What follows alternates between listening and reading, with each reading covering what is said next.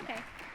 Thanks very much, Marilyn. And David wanted me to relay his sincere apologies for not being able to be here due to unforeseen circumstances. But I'm glad that, actually, one correction, I was coming anyway to the meeting because I've decided to sit for the LGG and get my molecular boards in 2 years, and I needed to beef up my cancer. So if anybody has good study materials, you can email them to me. And I have to say, the last time I attended this meeting was in 2013 in Chicago, at a time when we were trying to organize ClinGen and the CGC and how we could collaborate with each other. And it's really exciting to see how far this organization has come. And I think both of our efforts now, hooked up with some of the professional societies and working on guidelines, is really just a nice progression to see. So thank you. So today I'm going to tell you about our work with MyCode, and I like to start my talks sharing a patient story because I think that really gets to the heart of why we're doing the research that we're doing, and as you'll hear later on in my talk, why we're trying to figure out ways to get this information back to patients so that it can inform their health care. So this is Barbara Burns, and she allows us to use her name. She wants us to tell her story. She's a 57-year-old grandmother who is bringing up 3 grandchildren, ages 3, 5, and 14. And through our MyCode study, we found that she has a pathogenic variant in BRCA1. And when she came in for genetic counseling and further workup, she said, okay, so tell me, what do I have to do next? I have 15 more years at least that I need to raise my grandchildren, and I want to make sure I'm around to do that. So we followed up with a mammogram, which was negative. She actually elected to have preventative bilateral salpingo oophorectomy, so removal of the ovaries and fallopian tubes, and actually found an early stage 1 cancer in one of her fallopian tubes. She's currently completing chemotherapy, and we're hoping that, given that it was early stage cancer that was detected, that will hopefully have a positive outcome. And we now have many additional stories like this from patients who've received results from our study. Down on the right, Dina says, I feel like I cheated cancer. So we found a BRCA1 variant, pathogenic variant in her, and she does not yet have any evidence of cancer, but is on surveillance to watch for early detection. Kim was found to have a Lynch syndrome pathogenic mutation, or pathogenic variant, and said, I would really never thought that they would find anything when I decided to consent for this study, but was happy that it did, and actually had cascade testing and showed that several of her other family members carry that same variant. And then we're also looking at other disorders besides cancer, so like familial hypercholesterolemia, and Tony, we found an LDLR mutation, which actually fit with a family history of heart disease. And we even have individuals who are consenting to participate, their whole family. They hear about our results, they think that it's important to know this kind of information, and so Cheryl enrolled her young son, Loudon, and he's actually our youngest member. We actually have a website for MyCode, and a lot of these patients share their stories in videos if people are more interested in hearing them tell about their journey. So the MyCode project was actually started back in 2007 as a community health initiative and just a biobank. And this was largely driven by our CEO at the time, Glenn Steele, who was responsible for recruiting David Ledbetter to Geisinger. And the two of them said, we have this biobank that's started, but wouldn't it be great if we could build that and add genomics to it? And Glenn has been quoted with this famous quote now of saying, Geisinger is about as close to Iceland as you'll ever find in the United States. And we as geneticists know why that is, and why Iceland is a unique population to study. And Geisinger similarly has a stable population, so there isn't a lot of outward moving from the area. We have about 3 million people that are in our catchment area, and we currently have more than 1.5 million patients in our system. Many of those patients have 3+ generations of families who have stayed in the area. And over the years, we've really built a strong and trusting relationship between the patients and the Geisinger health system. Geisinger is also an integrated health system, which means we have our own insurance plan, but only so unlike Kaiser, where everybody's insured by their plan, we only have about 30 to 40% of our patients who are actually on Geisinger insurance. We've also had a long-standing electronic health record incorporated into our medical system. We've actually been using Epic since 1996, so we were one of their early customers, and so therefore have a digitized health record now extending over 20 years for many of our patients. And so before that, so a lot of people don't know where Geisinger is, so just to orient everybody, so Geisinger is in Pennsylvania. James Carville once described Pennsylvania as Philadelphia and Pittsburgh with Alabama in between. And I'm sorry, I don't mean to, hope I don't hurt anybody's feelings from Alabama, but it's a perfect description. So Geisinger is in this catchment area in central and northeastern Pennsylvania. It's rural, but they call it densely rural because there's little pockets of cities, small cities. And then we've also collaborated with many healthcare systems and brought them into the Geisinger system. And one of the recent ones is down here in New Jersey, AtlantiCare, also another large system in Harrisburg.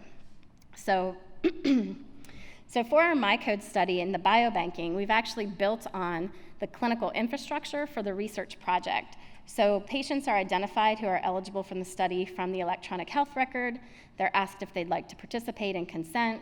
We actually put the blood draw order into the electronic health record, and then when the patients have a blood draw collected for some other clinical test, we piggyback on that and get the blood sample for research when they're getting a clinical blood draw.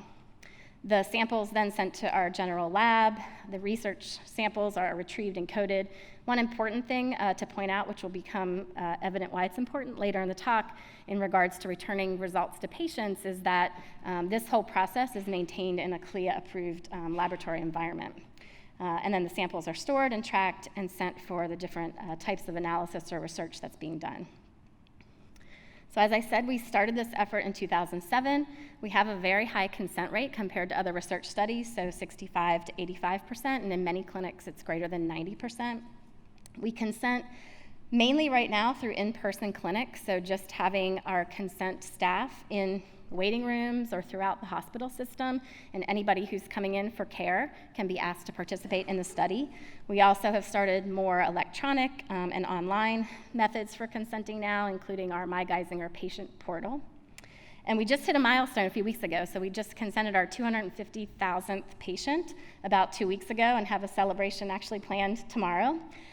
With more than close to 170,000 samples that are provided. And as I said, the difference in that is because we don't get a blood sample right away when they consent. We use the opportunity to have an extra sample collected when they have another draw. And currently, we have exome sequence available on about 145,000 of our participants. So as I said, these patients are all recruited through the health system, so it really is an unbiased sampling from a healthcare system. Most of them, as I said, were in rural Pennsylvania, are of European ancestry, so about 97%, so not very ethnically diverse, although, as I mentioned, 2 of the health systems that have recently joined, so in Harrisburg and AtlantiCare, are in more diverse areas, and so that increases our diversity a little bit. The median age of our patients is about 59 years old, so our original consenting was largely targeted to adult clinics. We're now shifting that and including pediatric clinics, and so that age will likely shift a little bit, but we really still have good representation across all age groups. And as I said, because we've been using Epic for so long, we have a median of around 14 years of longitudinal EHR data per patient. So, for example, that could include around 47 clinical encounters, 450 lab test values, 94 vital measurements. So we have a lot of individuals now using machine learning with this type of data to try and inform various aspects of healthcare. And so really, by having this data collected as part of clinical care but available for research, we're really benefiting from this free phenotypic data from what we refer to as a learning healthcare system. And I mentioned that our median age is around in the 50s, but it really spans the ages. So here's Cheryl in Loudon again as our youngest enrollee in MyCode, and Ruth, who actually enrolled in her mid-90s. She's actually more than 100 now because this slide is at least a year or 2 old. So it really does span the ages and gives us the opportunity to look at the different diseases and how they express across different age ranges. So overall, when Geisinger sort of bought into building this program and investing in it, it was with the thought, and again, a lot of this was driven by David Ledbetter and Glenn Steele, that universal genomic sequencing should become a part of routine healthcare to improve individual health and well-being. And obviously, you need to look at that benefit while maintaining or reducing the cost of healthcare over the lifespan and how those two can work together. And to do this, we have a lot of work to demonstrate the clinical utility and value of genomic information, both at the individual and the population level. So in 2014, we actually came to a place where we could build on the biobank and add whole exome sequencing. And this was done through a collaboration that was established with Regeneron Genetics Center in New York. The collaboration with Regeneron is called Discover. So this is one of the projects that is under the larger MyCode biobank study. And the first stage goal was to sequence more than 250,000 patient participants from Geisinger. And at that time, in 2014, the New York Times featured the study as aiming to push genomics forward. So this was the largest effort at that time to build a biobank and add sequencing to that. Les Geisinger, our current ASHG president, made a comment at the time, noting it was the largest clinical sequencing undertaking in the USA by a long shot. Now, of course, we have a lot of other efforts catching up with the UK Biobank, some of the recent announcements with Mayo and Intermountain Health, and large collaborations between healthcare systems and other organizations. And so this is how we think about precision health research, by taking our consented patient participants who are enrolled in MyCode. We now have both EHR and claims data from our insurance company, coupled with the genomic data, and then other information like zip code or other information that we can use to inform environmental contributions to precision health, and really put all that data together to try and get a complete picture of how all this information can work together to improve patient outcomes. And as we started to delve into this data, one thing we noticed is we were identifying a lot of changes in genes that we knew a lot about. So early days, we were just doing research still, but looking at genes that were of interest to many of our clinical cohorts and clinical disease areas like cancer. And so this is a study where Patrice was the person in the family who consented to the MyCode study. She was found to have a pathogenic variant in BRCA2. She has 2 children. Her son has not been tested yet, but her daughter was tested and was not found to have the same pathogenic variant as her mother. You can notice that her brother is actually deceased, and that was because of pancreatic cancer, which is one of the types of cancer that you can see in BRCA2-related cancers. And so she talked to her sister-in-law, because her sister-in-law has 3 daughters, about the chance that they could have inherited that change from their father. And so they proceeded with testing for those 3 daughters, and the first daughter tested was BRCA2 negative, the second daughter tested was positive, and the third daughter tested was positive. So you can see from one patient in MyCode, through cascade testing, we're actually identifying a lot of additional family members who could carry the same pathogenic change. In this particular family, there are 2 from that. And these 2 daughters are actually considering their options, so they have had counseling. They've talked to our surgical team about options as far as prophylactic surgery. And they've also started a support group. So they've started a local support group for individuals who are found to carry BRCA2 mutations, and they've found that to be helpful for them in understanding this information and sharing it with others. So it was stories like that we knew from research that we felt like we needed to figure out a way to get this information back in a more of a clinically reliable way to patients and make sure that this information was in their medical records so that it could be used for their long-term care. And so at that time, we developed the MyCode Genomic Screening and Counseling Program. And this is just some of the principles that program is based on. And currently, the program leaders of this are Adam Buchanan and Amy Sturm, who are 2 senior genetic counselors at Geisinger. So we decided that we needed to come to broad expert consensus on which genes we would evaluate and return as part of this process. So we weren't expecting that we were going to return every result that we found. We actually had several focus groups to asked patients what they wanted from a program like this, and of course they said everything. They didn't care if it was, we were being very much following actionability and what could we do with information if we gave this back, and they're like, we don't care if there's nothing we can do. We want to know about what we have in our DNA. So we fell somewhere in between and decided that we would take a conservative approach and start with things that there were clinically relevant steps we could take that would help with their medical management. But we still have those focus groups and now an advisory board that includes patients to continue to influence our decisions around the type of information that they get back. We decided we would only return pathogenic or likely pathogenic variants back to them in, as I said, clinically actionable genes. Through our variant calling pipeline and return of results program, we've chosen to minimize false positives, so we realized that there could be some positive results that we missed by using a conservative approach, but this right now is a screening research program. It's not a clinical testing program, and we certainly encourage people, if you're patients or if there are patients in the health system who have a clinical indication for genetic testing, they need to go for clinical care to order the appropriate clinical testing and not enroll in MyCode to try and figure out what their health issues are being caused by genetically.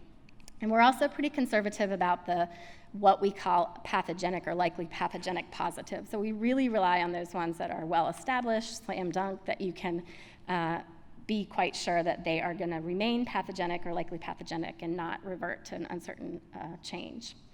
And then we've built through this program a supportive infrastructure for not only the patients, but also the clinicians. So a lot of clinicians are relatively familiar with genetics, but not at the level perhaps to always need to counsel their patients and help with directed care. And so our team really works very closely with our clinicians to provide that infrastructure and support for them.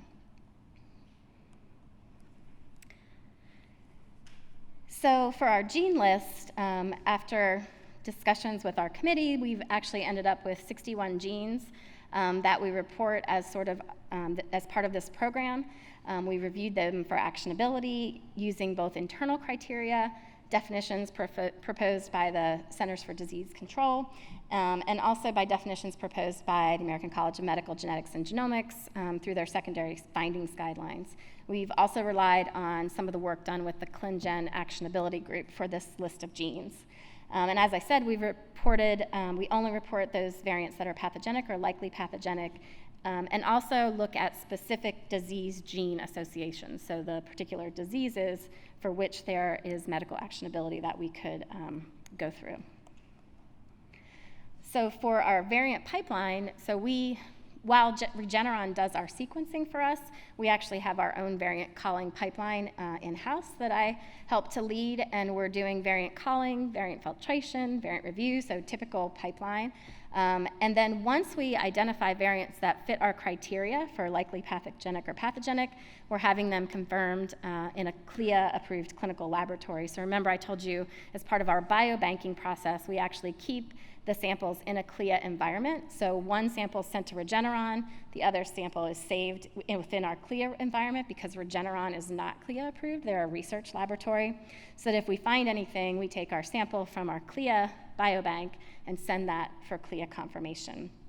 And then when that comes back, we issue a clinical report which goes into the patient's medical record in EPIC, and that establishes at that point the change from the research project to they have a clinically relevant result, which is then going to go through our genetic counseling and clinical program. And so this graphic summarizes our experience to date with this program. As I mentioned, as of August 1st, we now have more than 250,000 patients consented and over 170,000 samples collected. The difference, again, is because of the getting the sample whenever they have a clinical draw. We're actually doing some work to try and close that gap and starting to take saliva samples instead of blood samples to close that gap. I mentioned that we have about 145,000 exomes, so we have 92 in-house and about 50,000 that are expected any day now from Regeneron as they finish up their quality checks. About 65,000 of these 90,000 are eligible for clinical review. So early on, when they first started MyCode as a biobank, nobody really anticipated that we'd want to give results back to patients. So in the early days, there wasn't, the consent form did not specify that results would be returned. We changed that, and going forward, everybody was consented to have results returned, and now we're going back to try and get the people who didn't originally consent to update their consent form so that we can give results back to them. And to date, from this group, we've returned about a little over 1,000 results to our patient participants. And when we started this, we thought about what groups that we would expect to find genetic abnormalities in, and just from the literature, estimated that the top 3 most prevalent conditions that we would see, and this would be expected to compose half of our returned results given just the population prevalence, were familial hypercholesterolemia, hereditary breast and ovarian cancer syndrome, and Lynch syndrome. And this was largely based on CDC studies that have been done. These are actually considered the tier 1 conditions that are evaluated by the CDC. And the population prevalence for just the 3 of these was estimated to be greater than 1 in 100. So this table is a summary of our current results for the little over 1,000 patients who've received results. And this first slide is showing that the results for just the CDC tier 1 conditions. As I said, we have a high bar for what variants to report, so we think this is actually conservative numbers, and that as we reevaluate our variant pipeline over time and go back and reanalyze data, that we'll pull more variants through that are pathogenic. But we're seeing right now about a 2 to 3% yield overall for the 60-ish genes that we're evaluating. And here you can see that of the 3 tier 1 conditions for the CDC, that hereditary breast and ovarian cancer is our most commonly observed, involving the BRCA1 and BRCA2 genes, followed by familial hypercholesterolemia, and then Lynch syndrome. And you can see the various genes involved and the number of patients who have changes in those genes. So overall, in that CDC tier 1 conditions, that accounts for about 55% of our cases, so what we would have predicted from what was previously reported. And a lot of groups who are doing these types of studies right now are only considering reporting back to patients results that are in this CDC tier 1.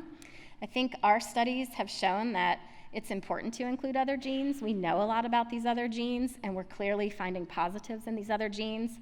So this slide is just showing for some of the cardiovascular diseases. So you can see cardiomyopathy, arrhythmias, and even Marfan syndrome are things that we're finding in our patient population. And then if we look at those genes that have risk for cancer, again, we have many where we've identified multiple individuals with changes in these genes and have been able to meet with these individuals, provide their results, provide genetic counseling, and then implement a change to their medical care based on getting these results back. And importantly, also talk to them about familial cascade testing so that we can look for other family members who may also be at risk for carrying one of these pathogenic changes. Oops. There's also a smattering of just other genes that we look at. I think some of these are particularly interesting. So malignant hyperthermia, for example, is one that is a life-threatening condition that's usually triggered by exposure to a certain drug used for general anesthesia. We have an anesthesiologist at Geisinger who's gotten really interested in this, and he now is on a mission to identify every patient in the Geisinger system who has an RYR1 change, because he's like, it makes the difference of me walking in and having a routine surgery, doing what I know how to do, versus having somebody crash in front of me and where it becomes a life-threatening situation. So here we're showing 23 variants. Actually, in our new data coming out, we already know there's about 100 other patients that we've identified. So really things that are changing how physicians provide care to their patients. The same with hereditary hemochromatosis. So this was added to our list because of Mark Williams, who's a clinical geneticist at Geisinger, involvement with the Emerge project. And they were looking at hereditary hemochromatosis. We're only reporting back homozygote C282Y changes, so for affected individuals. But this is a disorder where you have too much iron in the blood that can lead to liver and heart problems that get worse over time. And the therapy is easy. You just have to donate blood. So it's actually helping others, the therapy that you receive. And so we have a number of individuals who carry this. And it's been interesting to hear some of the physicians who treat these patients that actually have sort of taken on a different approach to treatment based on learning about these results from MyCode and how they treat all their patients, or how a high iron result might make them think more about hemochromatosis now, because it's not an uncommon disorder.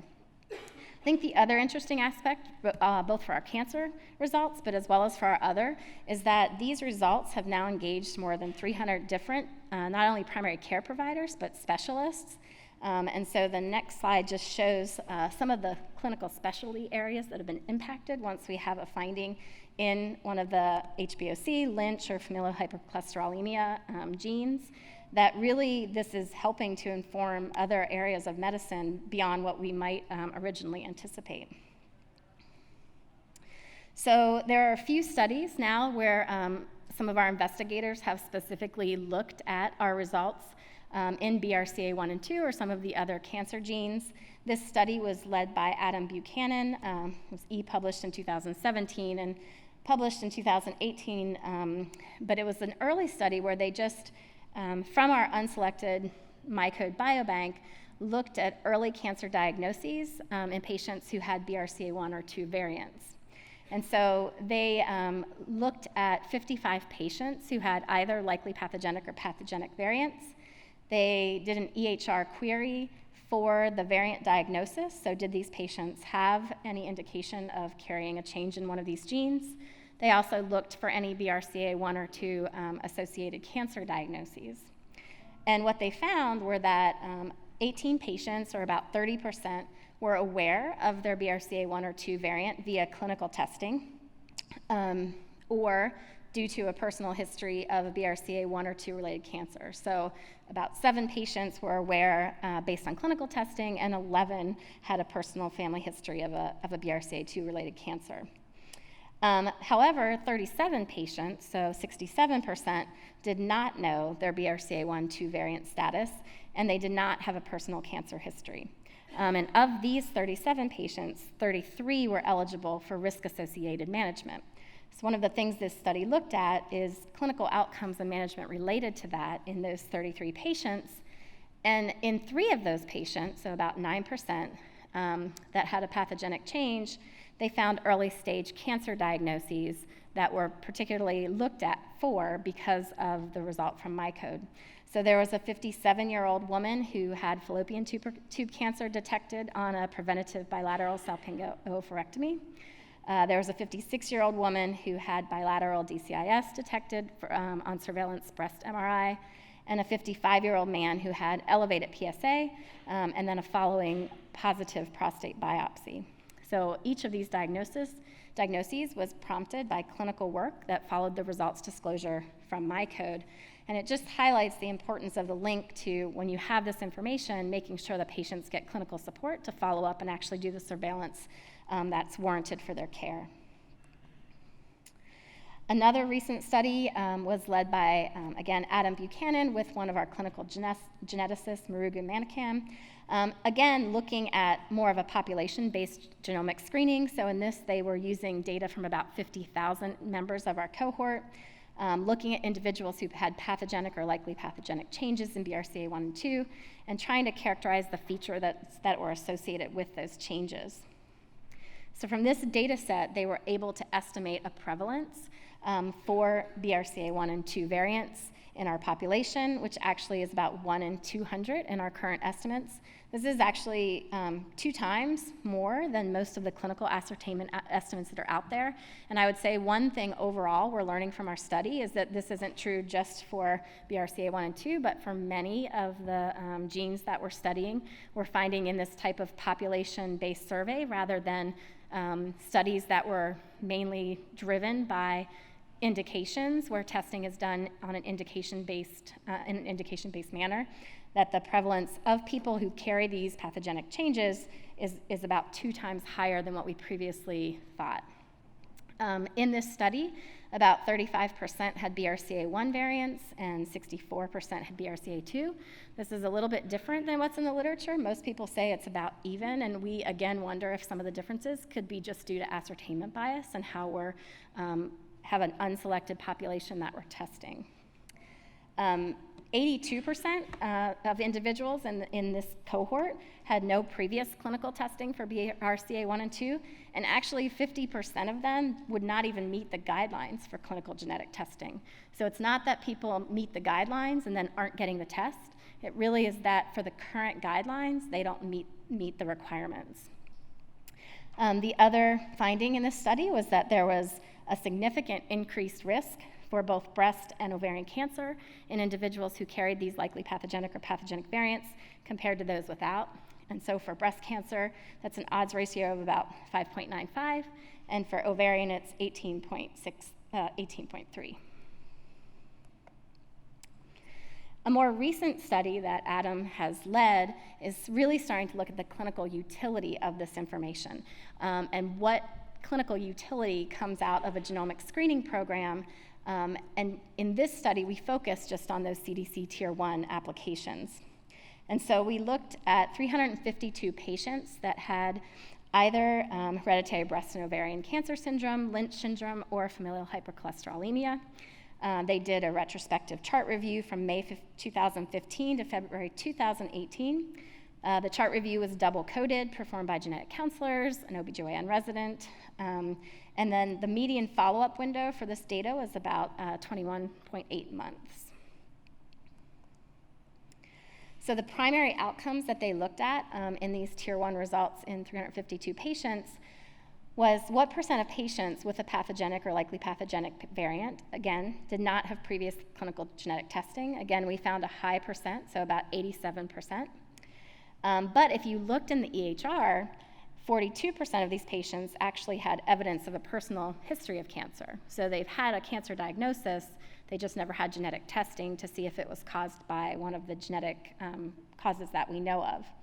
And 50% of these patients actually had EHR evidence of a family history of cancer, so not personal, but family. When we looked at the number of individuals who were eligible to perform some type of risk management based on their results once they received them, 68% of individuals who were eligible to perform risk management actually did after results disclosure. And we found out that the genomic condition that they were diagnosed to have, prior risk management that they'd been involved in or that they've followed up with, and post-disclosure genetic counseling were things that were significantly associated with having post-disclosure risk management. So patients who actually did what they were supposed to do, what their doctors told them to do. And we found that about 13% of patients had relevant diagnoses after receiving genomic results. And of these, 25, or about 60%, had EHR documentation that that diagnosis was actually precipitated by receiving the genetic information. So they had a mammogram because they had a change in BRCA1 found. So in the EHR, the reason for testing for the mammogram was BRCA1 mutation. And you can see listed in the table some of the various clinical information or clinical diagnoses that these patients had based on their findings. So in FH, there are individuals who had extremely high LDL cholesterol or other issues that would be consistent with that diagnosis. For hereditary breast and ovarian cancer syndrome, some had breast cancer, prostate, et cetera, and then also for Lynch syndrome, some type of adenoma that was diagnosed. So we also have several genetic counselors who are now looking into how do the patients receive these results and what's their, how do they understand them, and then how are they using that information, and how acceptive are they of this information, and how much do they share this information with their family members. And some of the preliminary work that has been done, and this was just on a small subset of 29 adults that Adam had wrote an abstract for ACMG last year on, was if you look at patients who received a diagnosis in one of the ACMG secondary findings genes, so this was the list of 59 genes, the patients recognized the value of genomic results for guiding risk management. They sought appropriate clinical follow-up. Many shared results with their family, and most were happy with their decision to participate in the MyCode project. Many or most adjusted to the result without needing additional psychosocial support, even when they got surprised by the result. And like the one patient I showed you who said, I never expected to hear anything back, and then they did. And we found that resources that enable both care coordination, so our team working with the care providers, as well as cascade testing, so involving the whole family in this process, are things that we think will increase the program's impact over time. So overall, in this type of a screening program, we have about 2 to 3% of MyCode participants that are currently receiving a clinical result in this targeted set of genes that we're currently using. About 85% of patients who've received actionable results have had no previous genetic testing, even though from some of their history, it would have been warranted following current guidelines. I think importantly, 50% of the individuals that we've reported results back to do not meet clinical guidelines for testing, so these individuals wouldn't be picked up even if the guidelines were followed. And then, this really, we're all geneticists. We know most things don't affect one person. It really is more of a family diagnosis. And so we're finding about 4 to 5 additional family members in many cases who carry the same pathogenic variant through cascade testing. And so it really, I think, supports the effectiveness of genomic screening programs to try to identify patients at risk for cancers or other diseases that one day we hope to prevent or at least detect very, very early. So given these results, and we have a clinical advisory council that many of our physicians, surgeons, primary care physicians sit on and give us advice, they kept getting stories like this. So this is Dr. Greg Burke, who's one of our internal medicine doctors and also our chief patient experience officer. And he had an 87-year-old patient, Donna, who was found to have a pathogenic change in BRCA2. And he's like, honestly, my first response to getting her result was, she's 87. What doesn't matter? She hasn't had breast cancer yet. The likelihood of her getting it or affecting her life, I'm not worried about. But he didn't think about her kids. So when Donna came to get her results, she came in with her 2 daughters and 1 son. And he said, when she showed up with her daughters and son, I realized this test is not just screening for a patient, but really a whole family. And he said, I know you guys think about this all the time, but I'm really thinking about it a lot more now. And Dr. Burke has actually had 14 patients now through the MyCode program who've had positive results. So they really started to say, why do only my patients who enroll in MyCode get the benefit of this testing? So what would it take you guys to really get to the next point where a person walks into a primary care clinic and I could offer this test? And so we started to think, well, why isn't our current strategy working? We do a lot of indication-based testing for these types of disorders. What is screening versus indication-based testing, and why isn't our typical approach working? And this slide shows summaries from Mary Claire King when she received the Lasker Award, and thinking, it is the time when we should think about population-based screening for women with BRCA1 and BRCA2 variants, and think about it as a routine part of clinical practice. Again, pointing out from her work that 50% of families had no history of breast or ovarian cancer that would have triggered clinical attention. And in her studies, a lot of these were just because families were small. So they were small families who didn't have the opportunity for a lot of different family members to exhibit any type of clinical presentation. And if you even look at our NCCN guidelines, which are used for breast and ovarian cancer genetic assessment, it's a complex combination of personal and family history, age of onset, et cetera. And even when people do follow them correctly, we still miss half of affected individuals. So these are 2 studies that were done, one by Council and the other by Memorial Sloan Kettering, where they looked at individuals who had had genetic testing. And in both cases, around 50% of individuals who tested positive would not have met the NCCN criteria, so consistent with what our study has found. And this is another family from MyCode where the proband here was identified as carrying an MLH1 pathogenic variant through MyCode. She actually had prior cancer genetics risk assessment. She had a family history of cancer. It had concerned her. She went for counseling, and at that time, based on recommendations that said, well, you should really test the person in your family who's had cancer. Let's start with them, and you can just go through surveillance. She wasn't offered testing at the time that she went. And so when we found this change for my code, she was actually like, finally, somebody figured this out for me. And she went through genetic counseling. She decided to have prophylactic oophorectomy, and at that time identified a stage 1 endometrial cancer. So we've, through this, figured out through cascade testing of our other family members that this was actually passed down on the paternal side of her family. And again, she's now undergoing treatment for that and the appropriate follow-up. And just in case you haven't got the point of my talk, most patients with these mutations are not being identified. So even when they have the clinical diagnoses, and this is true not only for cancer, but for example, for familial hypercholesterolemia, more than 90% of individuals who have that have not been properly diagnosed with the genetic cause. So how are we thinking about this now, and how are we trying to transition from why did people have to do research to get this important information to how do we implement it as part of routine care?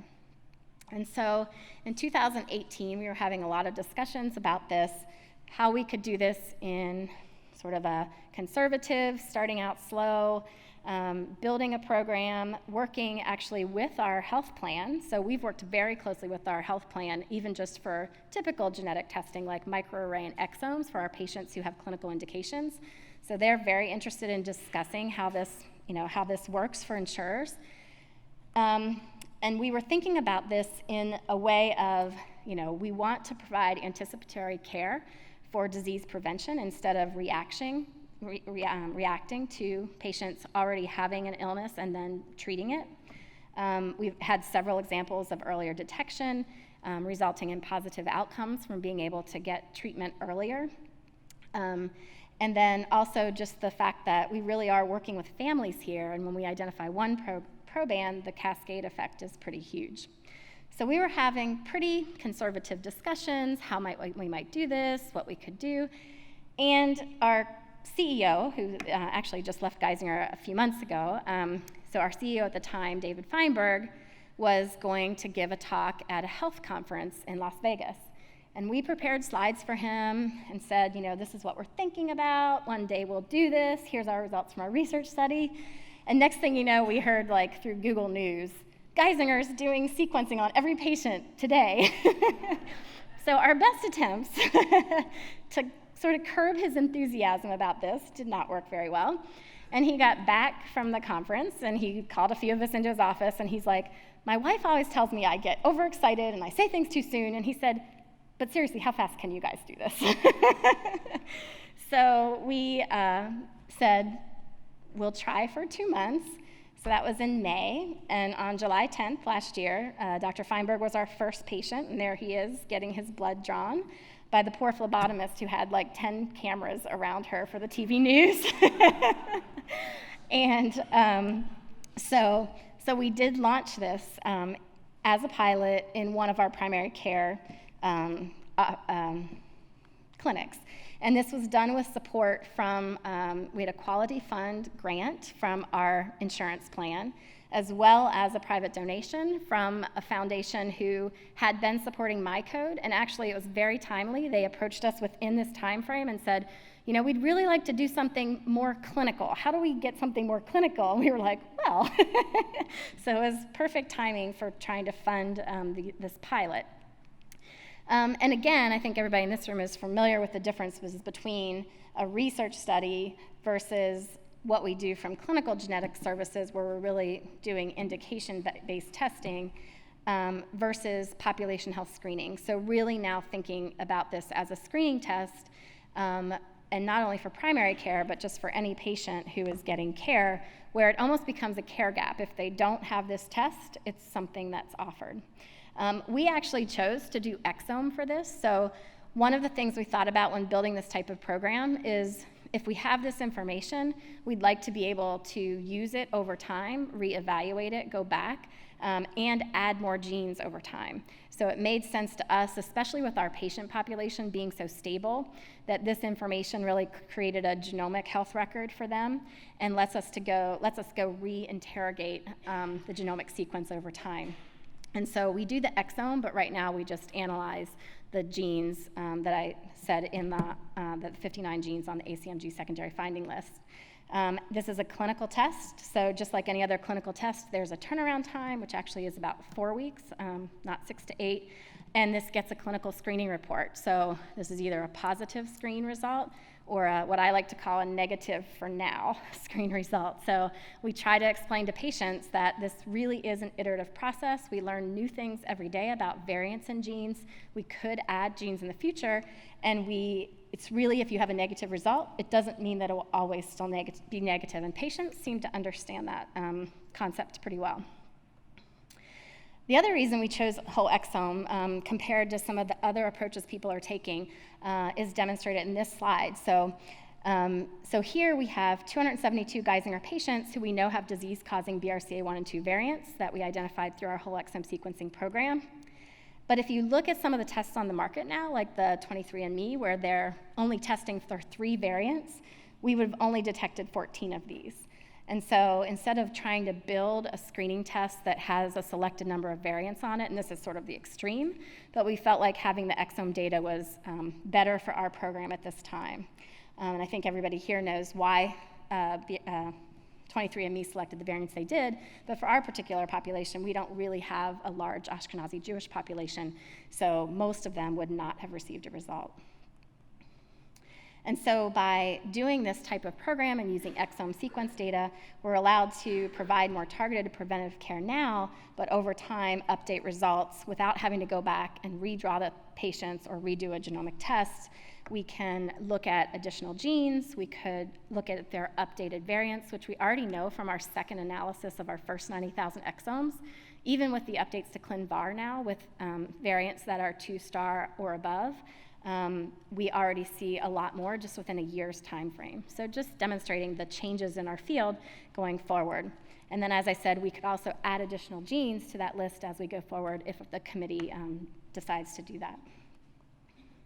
So our results from a negative screen result, it goes through just like any other report. So results are sent to the PCP through Epic, and the PCP results that out to the patient. For the positive screen, it comes back to our team, and we review the result first for the finding that was found on exome, and then we have an automatic referral to the genetic counselor, and the genetic counselor is the person who gives the information to the doctor. The doctor can meet with the genetic counselor or not. We're finding most of our docs let the genetic counselor do the disclosure session, and then they want to do the follow-up in partnership with the genetic counselor. Results go in just like any other test. So this is a view of my Geisinger patient portal, and you can see the whole exome sequencing test shows up, that it's been ordered, and when the results can be expected. And we've also started to develop this just-in-time physician education. So once the patient has been counseled, we give this information to the physicians that really tells them what they need to know now, what they need to know for a year's surveillance for their patient, and what they need to know long-term, knowing that our team will work with them through the process if they have any questions about that. So we now are doing this program in 2 clinics. We actually are launching a 3rd in probably September. We've ordered 679 tests as of yesterday, or what's today, the 14th? No, 2 days ago. We have about 527 results back, and of those we have a 2.6% yield, so very consistent with what we've seen from our MyCode research project. And we continue to see changes in the tier 1 conditions, so Lynch, familial breast ovarian cancer, and familial hypocholesterolemia. But you can see we're also still seeing that smattering of other genes and diseases, including our most common is actually malignant hyperthermia with 3 cases, and these aren't related individuals. They have different variants. So showing that we're still identifying individuals who, so some of these did either know about it or had previous cancers that would warrant testing, but many of these individuals didn't know and don't have any personal or family history that would have warranted testing.